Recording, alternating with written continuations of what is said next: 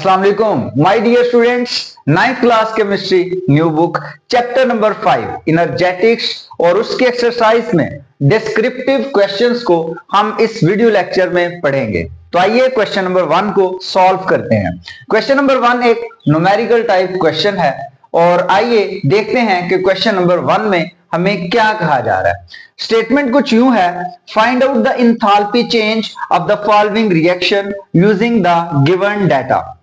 आपको data given है, आपने उस डाटा को यूज करके इंथैल्पी चेंज फाइंड करनी है और इंथैल्पी चेंज को रिप्रेजेंट करते हैं डेल्टा एच से। मींस हमने इस सवाल में डेल्टा एच की वैल्यू को फाइंड करना है और किस रिएक्शन के लिए करना है, जिसमें नाइट्रोजन और ऑक्सीजन मिलके नाइट्रोजन मोनोऑक्साइड या नाइट्रिक ऑक्साइड बना रहे हैं। ठीक है, अब हमें जो डाटा गिवन है उस पर गौर करते हैं।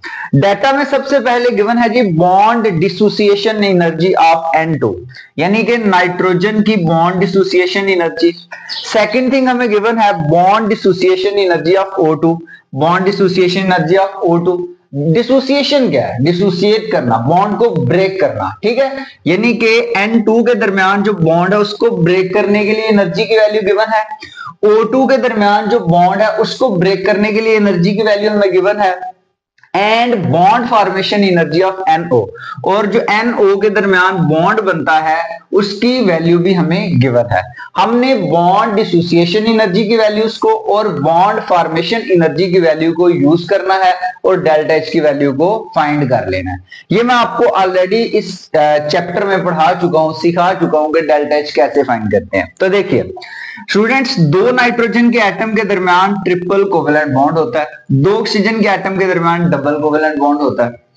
अब ये जो बॉन्ड है नाइट्रोजन एटम्स के दरमियान ट्रिपल कोवेलेंट बॉन्ड, इसको ब्रेक करने के लिए जो बॉन्ड डिसोसिएशन एनर्जी गिवन है वो है जी 958.38, और जो दो ऑक्सीजन के एटम्स हैं इनके दरमियान जो बॉन्ड है इसको ब्रेक करने के लिए जो बॉन्ड डिसोसिएशन एनर्जी गिवन है वो है 498, और जो बॉन्ड फॉर्मेशन हो रही है N और O के दरमियान ये एनर्जी की वैल्यू गिवन है 626। ठीक है, अब चूंकि दो जो है वो मॉलिक्यूल्स बन रहे हैं नाइट्रोजन मोनोऑक्साइड के या दो मोल्स बन रहे हैं नाइट्रोजन मोनोऑक्साइड के, इसलिए यहाँ पे 2 के साथ 626 की वैल्यू को हम मल्टीप्लाई कर रहे हैं। तो देखो जो बॉन्ड डिसोसिएशन एनर्जी है उसको नाइट्रोजन की बॉन्ड डिसोसिएशन एनर्जी और ऑक्सीजन की बॉन्ड डिसोसिएशन एनर्जी इन दोनों को ऐड कर दो। ऐड करने के बाद हमारे पास आंसर आ जाएगा 1456.38, और जो दो मॉलिक्यूल्स की बॉन्ड फॉर्मेशन एनर्जी है वो 2 मल्टीप्लाई बाय -626, तो यह आंसर आ जाएगा -1252।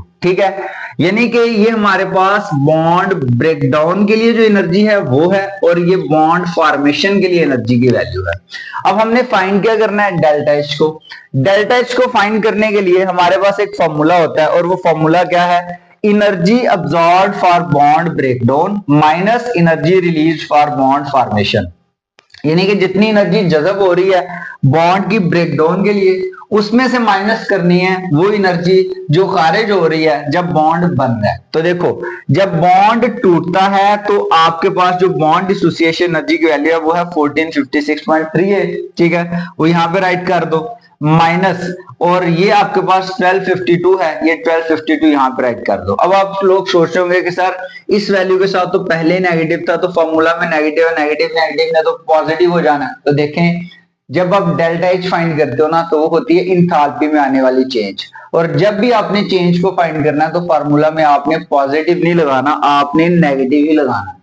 लेकिन अब हुआ क्या है कि हमें यहाँ पे जो है किताब वाले को नेगेटिव वैल्यू नहीं देनी चाहिए थी, इसे पॉजिटिव ही रखना चाहिए था। ठीक है, 2 into 626 होता, ये आंसर आना था 1252, और हम यहाँ पे 1252 पुट करते और 1456.38 माइनस 1252 हमें करना था।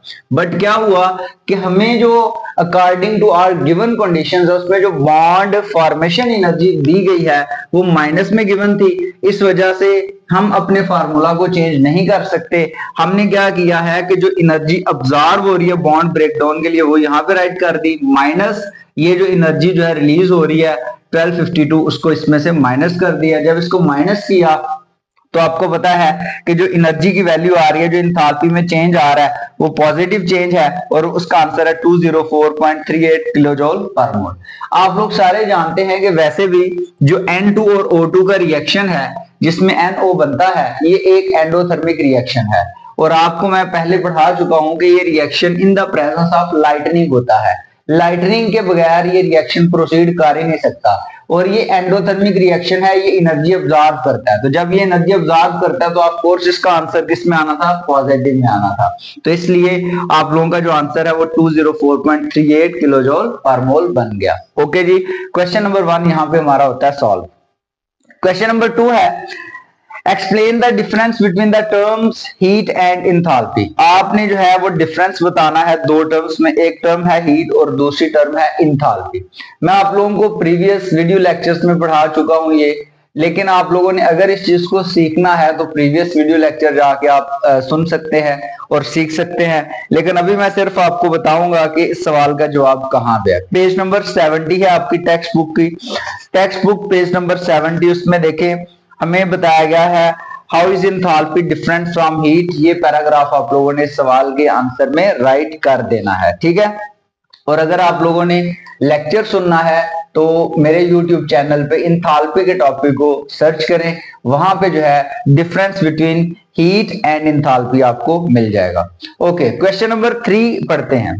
क्वेश्चन नंबर 3 की स्टेटमेंट है explain why formation of a bond is always an exothermic process. यानी कि वजाहत करें कि बॉन्ड जब भी बनता है ये एक एक्सोथर्मिक प्रोसेस ही क्यों होता है, यानी कि इसमें हीट हमेशा खारिज ही क्यों होती है, हीट रिलीज ही क्यों होती है, हीट इवॉल्व ही क्यों होती है। आपने इस चीज को साबित करना है, ठीक है, कि बॉन्ड फॉर्मेशन एक्सोथर्मिक प्रोसेस क्यों है। तो स्टूडेंट्स देखें, सबसे पहली बात, जब भी बॉन्ड बनता है तो एनर्जी रिलीज होती है सराउंडिंग्स में। जब सराउंडिंग्स में एनर्जी रिलीज होती है तो ये प्रोसेस एक्सोथर्मिक प्रोसेस है। तो ये बड़ी सिंपल बात है जो मैंने राइट की है, because energy is release to the surrounding when the atoms form a chemical bond. जब एटम्स केमिकल बॉन्ड बनाते हैं तो एनर्जी सराउंडिंग्स में जो है वो जाती है, इस वजह से ये रिएक्शन एक्सोथर्मिक रिएक्शन है।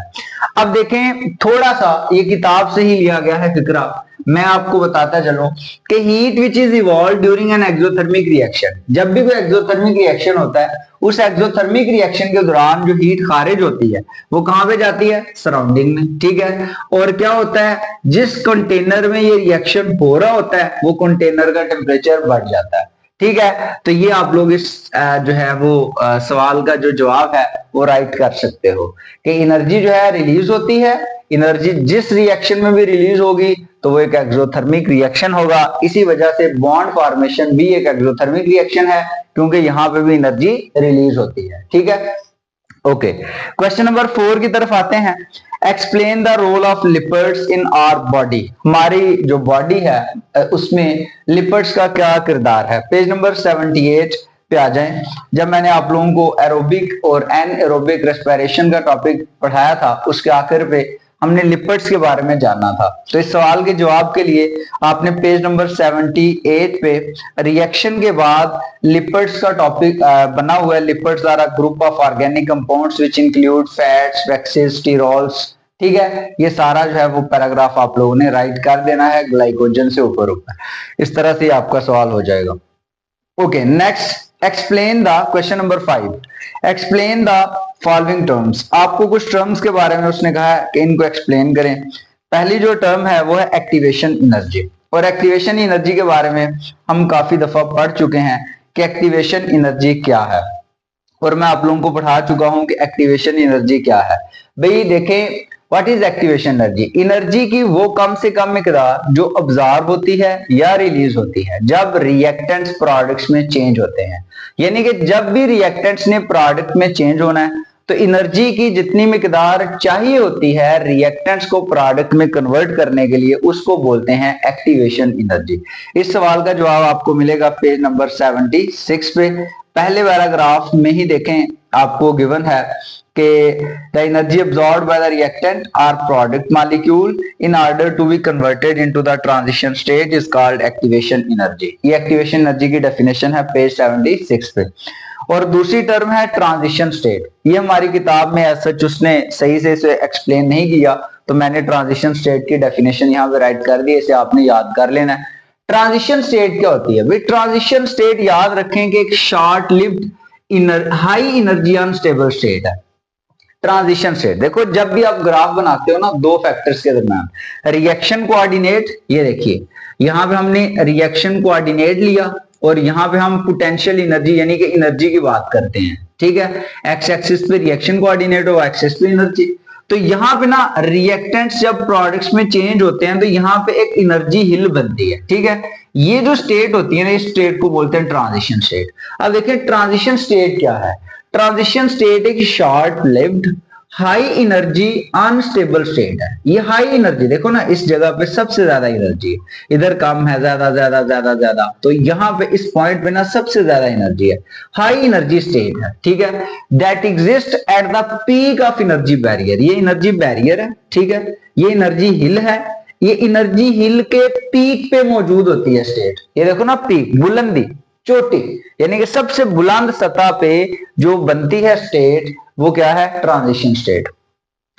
During a chemical reaction where reactants bonds are partially breaking, इधर क्या होता है कि रिएक्टेंट्स के बॉन्ड कुछ हद तक टूट रहे होते हैं, and products bond are partially forming, और पार्शली फॉर्मिंग का मतलब है कि कुछ हद तक प्रोडक्ट्स के बॉन्ड बन रहे होते हैं। ये एक ऐसी स्टेट है जो अनस्टेबल स्टेट है, और ये शॉर्ट लिव जो है स्टेट है, और चंद मोमेंट्स के लिए ये स्टेट बननी होती है। उसके बाद जिन रिएक्टेंट्स के पास जो है इतनी एक्टिवेशन एनर्जी होगी कि वो इस हिल को क्रॉस कर सके, इस एनर्जी बैरियर को क्रॉस कर सके, वो रिएक्टेंट्स प्रोडक्ट में चेंज हो जाते हैं। और जिनके पास इतनी एनर्जी नहीं होती कि वो इस एनर्जी बैरियर को क्रॉस कर सके, वो क्या होते हैं? दोबारा रिएक्टेंट्स वाली साइड पे चले जाते हैं। तो ये स्टेट का नाम है जी ट्रांजिशन स्टेट।